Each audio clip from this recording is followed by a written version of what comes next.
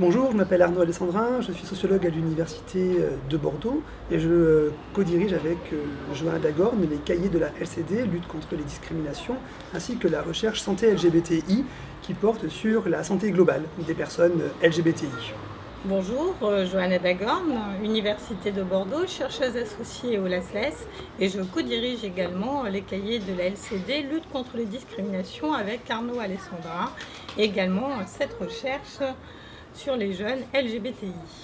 Alors on est parti d'un constat que la santé des personnes LGBTI était prioritairement axée, dans la recherche en tout cas, sur les questions de santé sexuelle et reproductive. De la sorte, on a beaucoup de textes, de documents, de thèses sur le VIH-Sida, par exemple. Quelques éléments sur le vieillir LGBTI, mais très lacunaires. Nous n'avions rien sur des questions de santé globale, comme par exemple la cancérologie, la bariatrie, les questions de poids, pour le dire comme ça, ou les enjeux corporels, pour le dire autrement, ou bien la santé scolaire. Or, il nous a semblé que ces questions étaient centrales dans l'expérience des personnes LGBTI, et la DILCRA, Direction interministérielle de lutte contre les discriminations, nous a soutenus dans le déploiement de cette recherche au niveau national.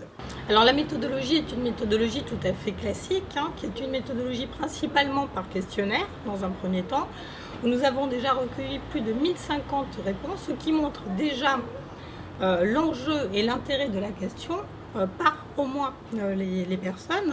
Arnaud Alessandrin a parlé des institutions qui nous soutiennent, mais également par les premières concernées. C'est un questionnaire tout à fait classique qui va dans un premier temps interroger les caractéristiques des répondants et des répondantes.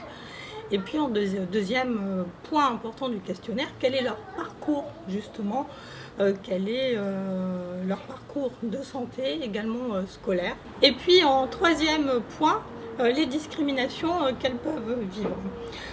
Ça va donner lieu à la fois à des premiers résultats qui vont être dans un premier temps expérimentaux concernant cette enquête, et puis également des témoignages.